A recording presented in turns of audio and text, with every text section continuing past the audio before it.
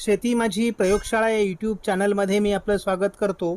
या चॅनलवर आपण नवीन असाल तर या चॅनलला सबस्क्राईब करा. या चॅनलचे नवनवीन व्हिडिओ पाहण्यासाठी बेल आयकॉन नक्की दाबा.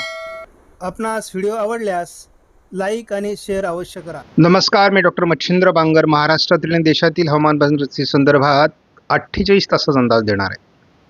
आपण बघतो आता अतिशय ताकदपूर अशा प्रकारचा WD हा उत्तर भारताकडे सरकण्याची शक्यता आहे. शिवाय त्याचा बराच भाग हा अरबी समुद्रापर्यंत पोहोचलेला आहे. त्यामुळे आपल्याला या भागातील WD संदर्भात मी बोलतोय, हा बहुतांशी अरबी समुद्राचा भाग आहे आणि यामध्ये सुद्धा त्याचे काही बाष्पकण आलेले आहेत. त्यामुळे हा भारताच्या बऱ्याच भागात पाऊस देऊ शकेल आणि यामध्ये गारपीट अधिक होईल असा अंदाज आहे. थोडा दक्षिण कर्नाटकाच्या भागातही पावसास अनुकूल स्थिती आहे, परंतु एकूणच महाराष्ट्रावर त्याचा काय परिणाम होईल 48 तासामध्ये ते आपण बघणार आहोत. आणि आपण काही कारणास्तव आपण बघितलेलं आहे की यापूर्वी काही वादविवादांमुळे आपण दीर्घावधीचा अंदाज बंद केलेला आहे. केवळ 48 तास आपण अंदाज देतो.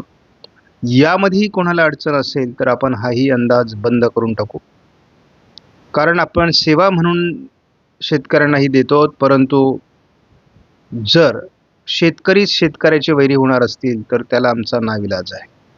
भारतीय हवामान खात्याने आज 24 तारखेला उत्तर महाराष्ट्र, मध्य महाराष्ट्र, पश्चिम महाराष्ट्र, मराठवाड्यात पाऊस सांगितला आहे. परंतु या ठिकाणी कुठल्याही प्रकारचं पावसाळी वातावरण तयार होणार नाही. कोकण किनारपट्टीला देखील दमट वातावरण अधिक राहण्याची शक्यता आहे. अगदी कर्नाटक, रायलसीमा, आंध्र प्रदेश, केरळ आणि महाराष्ट्राच्या बऱ्याच भागात पाऊस दाखवला असला तरी 25 तारखेलाही महाराष्ट्रात कुठेही पावसाची नोंद होणार नाही. काल देखील याच भागात पाऊस दाखवला होता. मग प्रत्यक्षात काल पावसाची नोंद झाली का ते आपण बघूयात.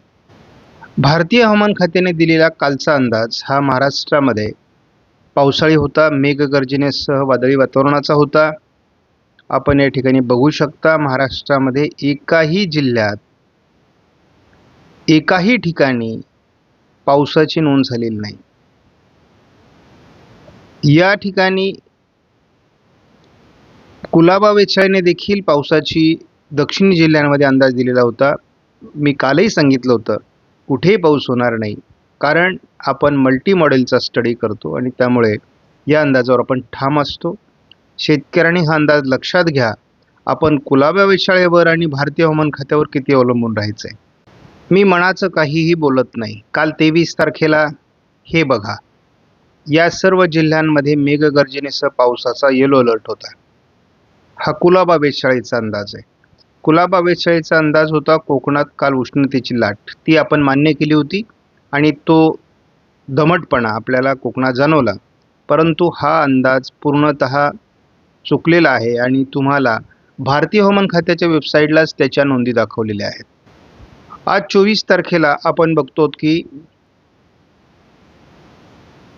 या काही जिल्ह्यांमध्ये पुन्हा येलो अलर्ट देण्यात आलेला आहे. या ठिकाणी देखील कुठेही पावसाची नोंद होणार नाही. पुन्हा 25 तारखेला देखील एवढ्या सर्व जिल्ह्यांना येलो अलर्ट असून महाराष्ट्रात अनेक जिल्ह्यांमध्ये वेगवेगळ्या प्रकारचे अलर्ट दिलेले आहेत मेघगर्जनेसह पावसाचे. परंतु मी तुम्हाला सांगतो, या ठिकाणी देखील 25 तारखेला कुठेही पावसाची नोंद होणार नाही. या ठिकाणी आपण बघू शकता, CFS मॉडेलने जवळपास पुढील आठवड्यामध्ये कुठेही पावसाची नोंद महाराष्ट्रात होईल या संदर्भात अंदाज दिलेला नाही. आता हे एक आंतरराष्ट्रीय GFS मॉडेल आहे. यामध्ये आज रोजी कुठेही पावसाचा अंदाज GFSने दिलेला नाही. IFS मॉडेलने किरकोळ ढगाळ परिस्थिती थोडी दक्षिणेला दाखवलेली आहे. आयकॉन मॉडेलने थोडं रत्नागिरी सिंधुदुर्गच्या आजूबाजूने किंवा पूर्व विदर्भात ढगाळ वातावरण दाखवलं आहे. परंतु या ठिकाणी देखील विशेष पावसाची नोंद होईल असा अंदाज नाही, कारण आपला विश्वास IFS मॉडेलवर आहे आणि IFS मॉडेलने कुठेही पावसाचा अंदाज दिलेला नाही. ECMWF मॉडेलचा या ठिकाणी आपण 24-25चा अंदाज बघणार आहोत. आपण बघतो की अवघ्या महाराष्ट्रामध्ये 25 तारखेपर्यंत कुठेही पावसाची विशेष शक्यता नाही. त्यामुळे शेतकऱ्यांनी आपल्या 48 तासातील कामांचं नियोजन करावं. आपण या मॉडेलच्या आधारे पुढील 48 तासाचा अंदाज जर बघितला तर आपल्या लक्षात येईल की विशेष पावसाची नोंद 24 तारखेला कुठेही दाखवण्यात आलेली नाही. आपण 25 तारखेलाही बघतो. 25 तारखेला देखील या मॉडेलने विशेष कुठेही पावसाची नोंद दाखवलेली नाही. तरी देखील कुलाबा उच्चारणे आणि भारतीय हवामान खात्याने महाराष्ट्रात पाऊस दाखवला आहे दक्षिणी जिल्ह्यांमध्ये. परंतु आपण पश्चिम महाराष्ट्रातील आणि खास करून नाशिक जिल्ह्यातील अंदाज बंद केला आहे. या भागात आपण द्राक्षपट्टा असल्यामुळे या ठिकाणचा अंदाज देणार नाही आणि त्यामुळे या ठिकाणी आपल्याला कुठेही या पावसाचा अंदाज नाही आहे.